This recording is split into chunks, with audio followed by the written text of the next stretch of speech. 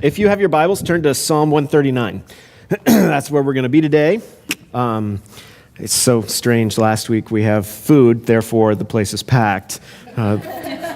This week it's just me, and no, I'm kidding. It's the end of spring break. I know there's a lot of people out. I know the Havdas are actually at the Marion Correctional Institute, Juvenile Correctional Institute, leading a service as representatives of Terra Nova. So we do have people out doing things, even on a Sunday morning, and that's wonderful. I'm excited to be here today. I got to just state the obvious, as a lifetime Kentucky fan. They did win last night. In case anyone was paying attention, I just, it's one of those things where you can't help but, notice that. Anyway, I won't say anything else. I just had to get one in because I can. No, Psalm 139 is where we're going to be today. I was reading this morning, actually, a passage from a guy named Brother Lawrence who lived in late 1600s. He was basically a monk. He lived in France. He called himself the servant of the servants of God. Basically, he worked in the kitchen his entire life at a monastery.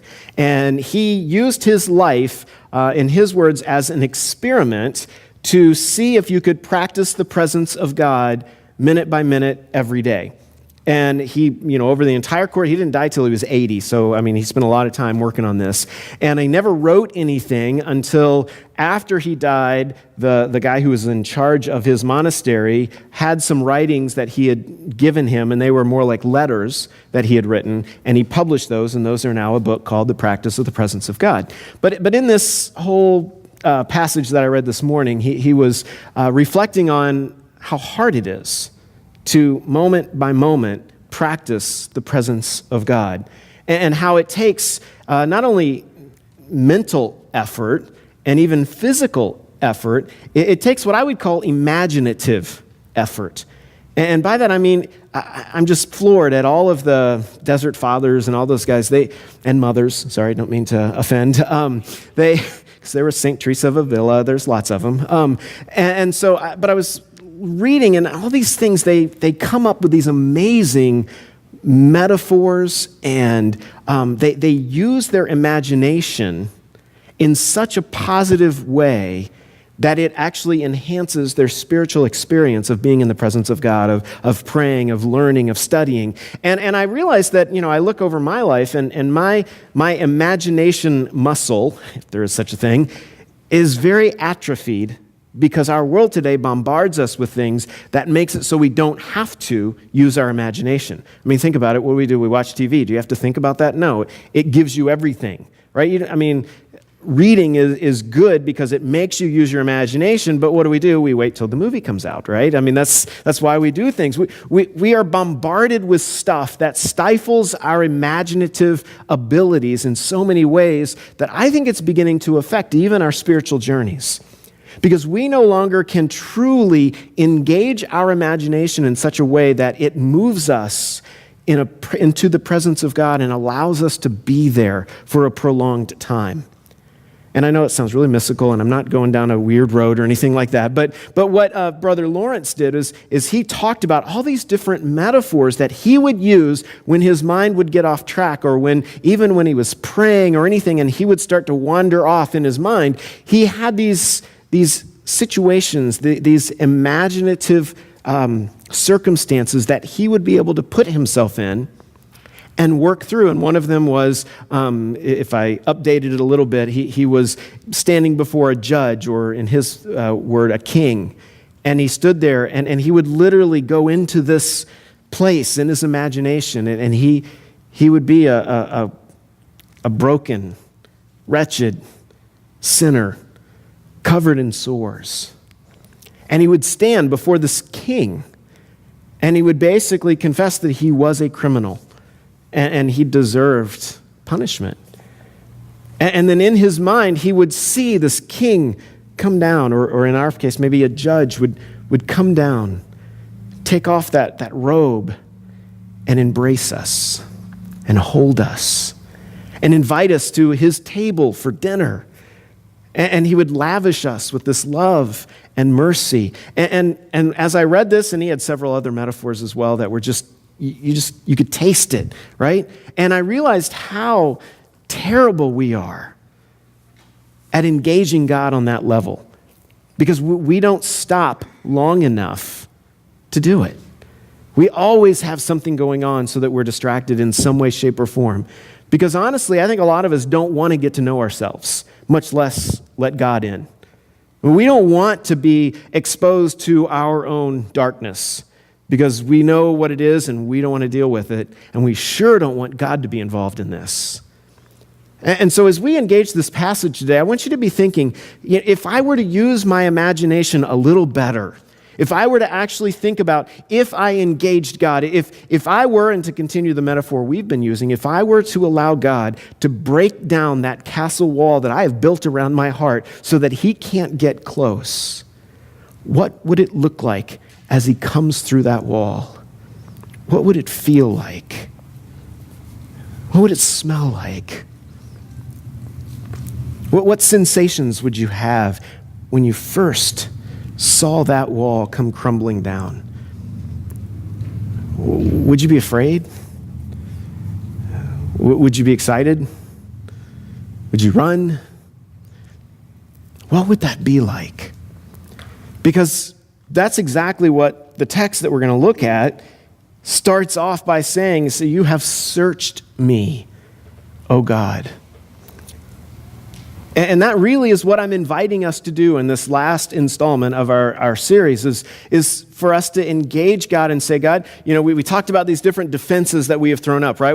We talked about distance and how we keep God at a distance and we don't want him to get close to us, just like a castle in the medieval times would put distance between, the owner and the enemy. We talked about the thicket of sinfulness, that we just put it out there and say, you know what, we're not good enough for God to be close enough, to be closer to us. We talked about huts of righteousness where we say, God, I'm going to do these good things and I want you to just be satisfied with those so you don't have to know who I am. And I can just put on a good front that I'll let you see. We talked about, the moat and those deep monsters inside of us that we know are there, the shame, the guilt, the unforgiveness, the sins that are there that we need to dredge up, but we really don't want to. And then this week, what I want to talk about is what happens when God gets to that last defense, that wall, and says, I want to tear it down completely. And in so doing, I will undo you so that I can put you back together. I can renew you. I can redeem you. I can restore you in a way that will make you who I've called you to be, not who you think you ought to be. And to do that, we have to start with the idea of, I'm willing to let God in. And I don't know about you, but the first question I'm going to ask is, why? Why should I let God in? What is it about God that makes it okay for him to come in?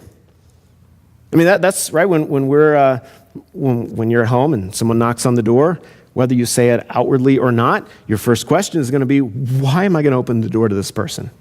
Do I know them? Right? Are they selling something? Did I invite them?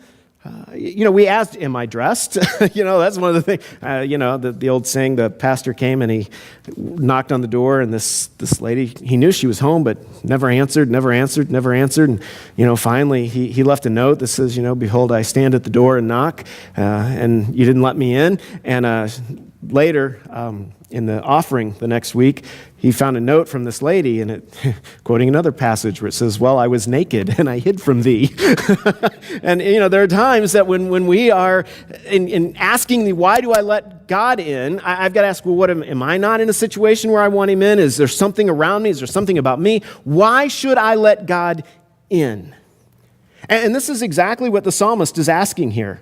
In Psalm 139, it's a great psalm. It's got 24 verses. We're going to go through all of them, but don't worry.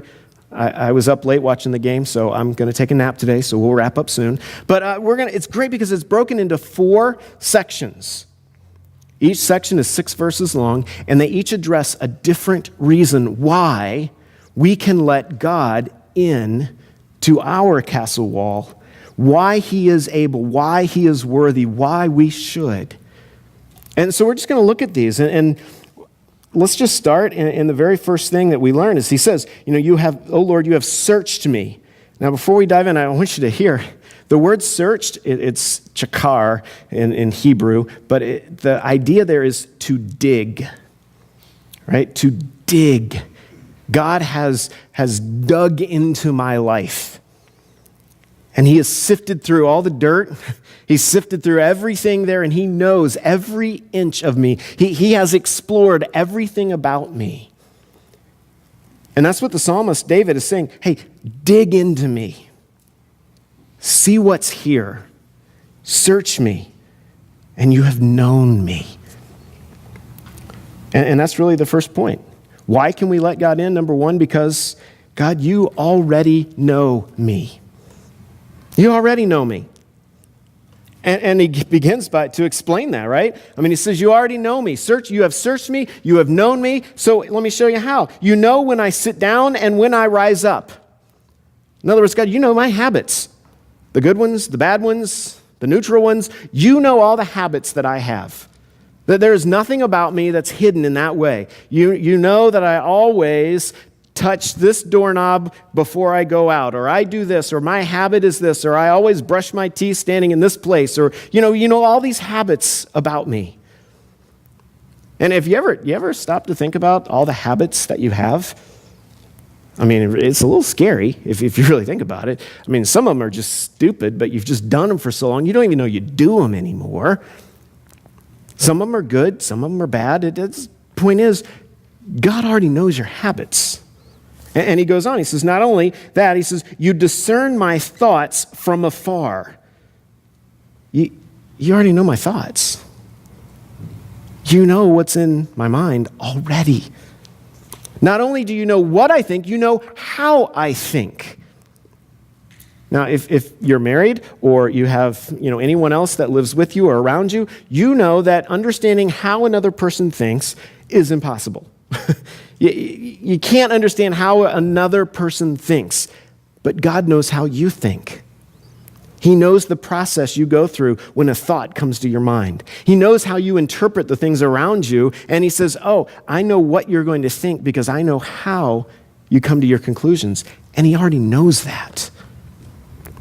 Now, wouldn't it be great if you knew how your spouse or your child or your friend thought when they made decisions? Because sometimes you're going, how in the world did you come up with that? Why would you? But God says, no, I already know. It may be dumb, right? I mean, he may look at you and go, wow, that was just stupid. But he understands. And he already knows that. So he says, look, you know my habits, you know my thoughts. And then he says in verse 3, you search out my path and my lying down. You are acquainted with all my ways. He knows your routines. Now, I am a routine guy, okay? I live for routine. I like to break out every once in a while, but generally speaking, I want a routine. And I got to tell you, this week was awful because it was spring break and the kids were home. But my wife had to work, okay? I had no routine this week whatsoever. None. Like I forgot to brush my teeth once, I think, because there was no routine to make it happen. Okay, I know it's horrible. You know too much about me now, but I am that routine. Like Sunday we had church. We had all these wonderful, great day. Had the lunch and everything. Got home, put some stuff in a bag. We drive down to Kentucky to see my mom because I want the kids to hang out with her for a little bit. And it's spring break, which means Monday and Tuesday completely thrown off because I'm either down there, which is nothing routine about being at grandma's house. And then I drive back, right? So Wednesday, well, I still got one of the kids at home because Maddie came back with me. So Wednesday's kind of thrown off everywhere. Wednesday night, Macy calls from Kentucky. Oh, she's got a migraine and she's throwing up. So I'm like, I got to drive down. So Wednesday night, drive back down, get up Thursday morning. Just no routine. And for me, that's miserable. Because normally, man, I don't even need an alarm clock at times because I am that boring, okay? I really am. But God knows our routines. He knows every single thing that you normally do. And he gets it. It doesn't bother him. It doesn't matter if if you have no routine. Okay, maybe you're the spur of the moment person and you just kind of live by the seat of your pants. And he's like, I get it. I know. That's your routine, a non-routine. Or maybe you're as boring as me and you pick your clothes out the night before so you don't have to make a decision in the morning. Okay, that's okay too. He knows our routines. And even beyond that, even before a word is on my tongue, behold, O Lord, you know it altogether. He knows your words before you say them, which is scary. You talk about thinking before you speak. God already knows what you're going to say. You might want to consider it a little more. And then verse 5, he says, you hem me in behind and before. You lay your hand upon me. Such knowledge is too wonderful for me. It is high, I cannot attain it.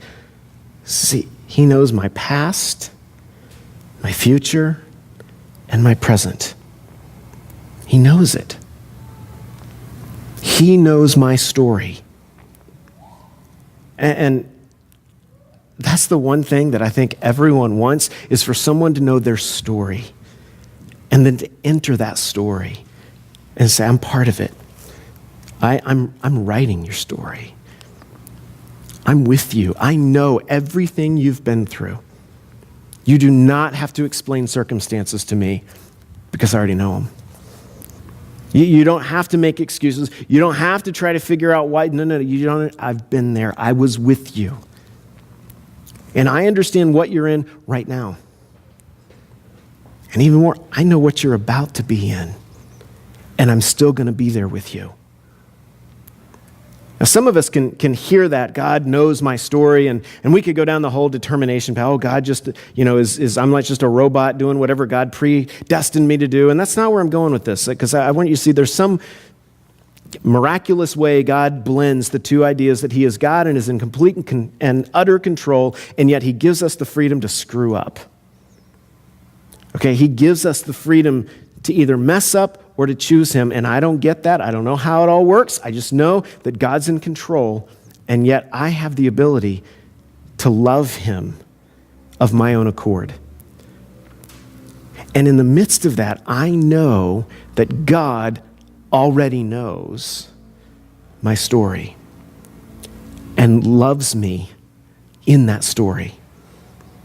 Whether I'm a victim, someone has done something to me, or maybe I was the perpetrator, and I've done horrible things. God knows my story. He knows where I've been, and he's willing to embrace me now and in the future. There's a comfort in that. There's a comfort in knowing that our God knows our story and still loves us. We don't have to explain to him where we've been or what we're doing. He already knows us, so we can let him in. The next section is not only does he already know me, but God, you are near me. And this next section is all about how God is near me. David starts, where shall I go from your spirit? Or where shall I flee from your presence? If I ascend to heaven, you are there. If I make my bed in Sheol, you are there. If I take the wings of the morning and dwell in the uttermost parts of the sea, even there your hand shall lead me, and your right hand shall hold me. If I say, surely the darkness shall cover me, and the light about me be night, even the darkness is not dark to you. The night is bright as the day, for darkness is as light to you. Where shall I go? There is no destiny that is beyond God. There is no place that you could go that is beyond the scope of where God could find you, of where God could be there, whether you're in trouble or whether you are running from him, okay? Talk to Jonah, right? No matter where you go, God will be there with you. God is there to be with us no matter what the destiny is that we choose. No distance can get between us. That's amazing to me. I mean, I'm sorry, but that just blows my mind. That there is no amount of travel that you can do that God will lead you. I mean, we have family from this church, right, living in South Africa. God's there. Did they got on a plane, flew halfway around the world? God's still there. They never left his presence. He was waiting for them when they got there. God's that big. He's already there. He's near us. I love that. It says, if I make my bed in Sheol, which is the place of the dead, he's already there. There is no place we can go. Even when we die, God's presence is around us. Verse 9, it's amazing to me. It says, if I take the wings of the morning. Now, it's a metaphor. It's an allusion to when the sun is coming up and the rays of sunlight shoot across the sky. Okay, and it's really talking about the speed of light. Right? In other words, if I get on a ray of light and I stay on it, even that, I can't outrun you. Right? Even if I am traveling as fast as the light as it dawns, I can't outrun God. He's faster than that. Somebody wished me Godspeed the other day, and I thought, how fast is that? Really, because the scripture says if I move at the speed of light, God can keep up with me. It would be really cool if we knew what Godspeed truly was, because I'm supposed to fly down to D.C. Tuesday evening, and it'd be great to get on the plane and take off from Columbus, and captain comes on, right? He says, we're traveling at 35,000 feet. We'll be cruising at this altitude for the next minute because we've reached Godspeed. That'd be cool, You look out the window and there's God walking along. Hey, guys, that'd be a little scary, but I'm just saying imagine that for just a second, that God's speed. We cannot go any faster than God. Nothing goes faster. Wherever we're going, God is already there. You can't outrun him. He is always near you. And you may feel like you are going as far away from him as you possibly could. But it's pretty clear he's already there with you. Why can you let God in? Because he's already in. He's already near you. You can't run away. There's no destiny. There's no distance. There's no speed. There's no darkness that would confuse God. And I think we can look at this as a couple of ways. Let's engage our imagination a little bit here. There's no darkness, as in physical darkness, the absence of light, that could confuse God. It's not like, somebody turns the lights out and God's like, oh, crap, where'd they go? Okay, and it's not like that. God can see through the darkness because God is light. But I think if you take a different look at it, darkness in Scripture represents evil. And there is no darkness in me that God can't shed light on. Think about that for just a minute. There is no darkness in me that when God comes in, he doesn't turn it to light. Now that's redemption. That's restoration. And I don't know about you, but I'm often scared of my own darkness. Okay, I know what I'm like. And I know it's not good. There are parts of me that I don't want God to ever see. There are parts of me that I don't want to see. And yet the psalmist makes it clear. Even the darkness is not dark to you. The night is as bright as day, for darkness is as light to you.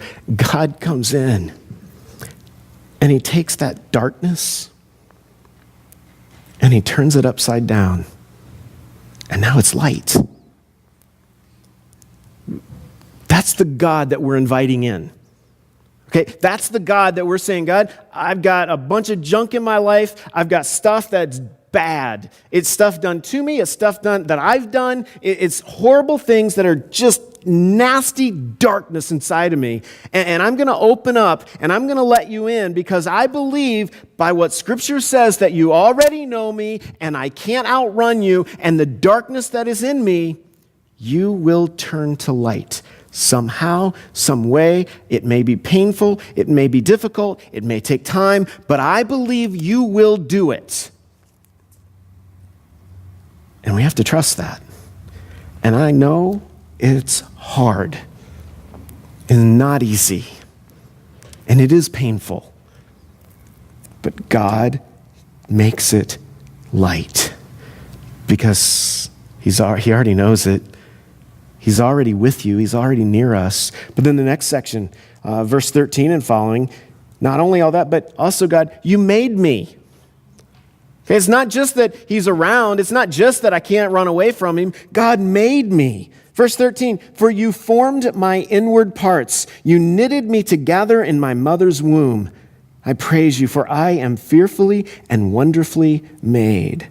Wonderful are your works. My soul knows it very well. My frame was not hidden from you when I was being made in secret, intricately woven in the depths of the earth. Your eyes saw my unformed substance. God designed me. You ever actually been able to say, God, you made me, and honestly, you did a pretty good job? Sounds kind of arrogant, doesn't it?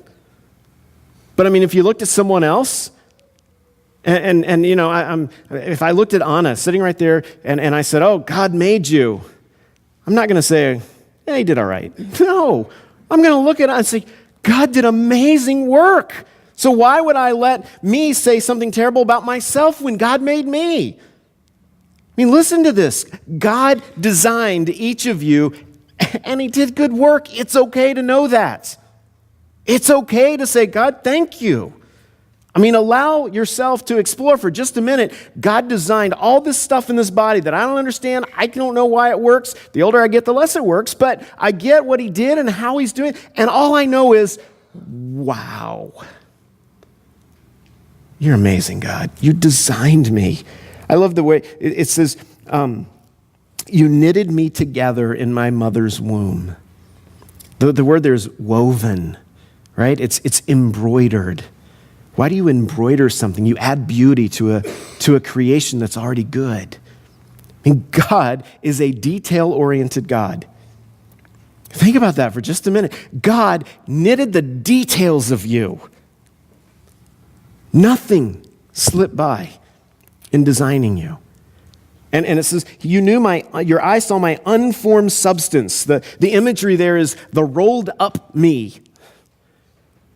You could unroll it and see it and roll it back. And as I unroll, as I grow and develop, you already knew that because you designed me. And then verse 16 goes on, in your book were written every one of them, the days that were formed for me, when as yet there were none of them. You see, God determined me. He designed me, but he also determined me. He's got a plan. He's got a story that you are living in, and he knows where it's going, and he's excited about you. You gonna let him in and live that story with him? It goes on, he says, how precious to me are your thoughts, O God, how vast the sum of them. If I would count them, they are more than the sand. I awake, and I am still with you. God, he reveals himself to us. We get to taste his thoughts. Now, we couldn't handle them if we could hear all of them, we can't. But he designed us and he determined our story and he's giving us clues. He's letting us in on some of his thoughts and he's revealing himself to us, namely through Jesus. The number one way God revealed himself to the world, Jesus. That's who God is. That's not a representation. That's not Jesus created a nice model for us. No, God became flesh and said, this is what my kingdom looks like when my people follow me. It looks like this. And Jesus brought the kingdom of God here and people were healed and the lost were found and broken people found healing and hope and that's what it's like to have God with us. That's the story that God has written for us. One of hope, one of freedom, one of healing. And he revealed that to us. The last section, verses 19 and following. Let me just read it. Because this last one, not only does God reveal himself to us, but here we can let him in because God reveals me to myself. He reveals who I really am and redeems it.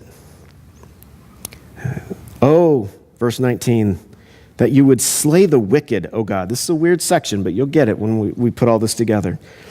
Oh, that you would slay the wicked, O God. O men of blood, depart from me. They speak against you with malicious intent. Your enemies take your name in vain. Do I not hate those who hate you, Lord? And do I not loathe those who rise up against you? I hate them with complete hatred. I count them my enemies. That is one mad dude right there. I mean, he's getting into it. But then he kind of stops right in the middle of that and goes, search me, O God, and know my heart. Try me. Know my thoughts. See if there's any grievous way in me, and lead me in the way everlasting. The psalmist engages one of the oldest questions and struggles that people have. He engages this issue of evil and says, I see evil, I see horrible things, and God, I really want to have your heart, and I know that you hate evil, and when I see that, my blood boils and I can't stand it because God, number one, he begins to reveal my intentions. And even when my intentions are good, I want good to prevail. I want good things to happen. Sometimes the way we go about it is not real good, right? I mean, he's saying, God, there's evil out there. Let's just wipe it out, right? If there's a bad person, let's just chop their heads off and move on. And God's saying, whoa, whoa, whoa, whoa. Your intentions, I get it. They're in the right place, but you're going the wrong way with it. See, God reveals to us our intentions. When we start contemplating who he is and what he's doing in us, and we invite him in, he lays bare what our intentions are, the good, the bad, and the ugly. And he says, I want you to see what they are so that you can understand them and redeem them. Because not only does he reveal our intentions, but then he begins to reveal our struggles and our doubts. And this is where it gets hard. Because the guy's saying, listen, I see evil, and it seems like the evil people are winning. God, I don't get it. Why? Why does this happen? Why aren't you doing anything? And his own struggles and his own doubts just bubble up to the surface. And he's facing them. He has to deal with them. And when we invite God into our story, into our life, and we say, God, I completely hand it all over to you. I want to live every moment as if I am in your presence, and I want to hear what you're saying. I want to go where you're leading, and I'm listening, and all of a sudden you start realizing, oh, wow, my intentions are not all that good, and I really struggle with some stuff. I've got some pretty heavy doubts about whether or not God really can show up. And when we embrace that and we say, God, as dark as I may feel at this moment, I know that last of all, my only hope is in you. I can't do this on my own. Because he says, God, I want you to just wipe everybody out. I want to make the wicked people my enemies. I want to attack them. I want to take care of things. But he says at the very end, search me, oh God, and know my heart. Because God, I can't do it. I need you. I need you to come in and to redeem and to restore even the darkness in my heart, even the evil that lurks there, even the horrible things that I know are there, the doubts, the struggles, the things that I don't want to talk about. God, I want you to come in because you are my only hope. No one else can save me or fix me.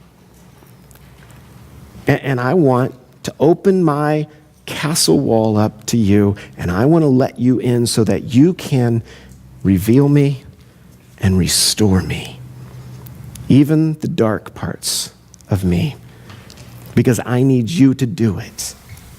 My challenge for us today is to be willing to trust that kind of God who already knows you, who already has designed you and made a plan for you and has a story that he wants you to live and has great, wonderful intentions for you. I implore you,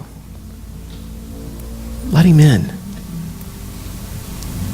Even though it will expose things about you that you are not pleased to expose to him. You need to know that he is the kind of God who comes in not with a vindictive punishing attitude,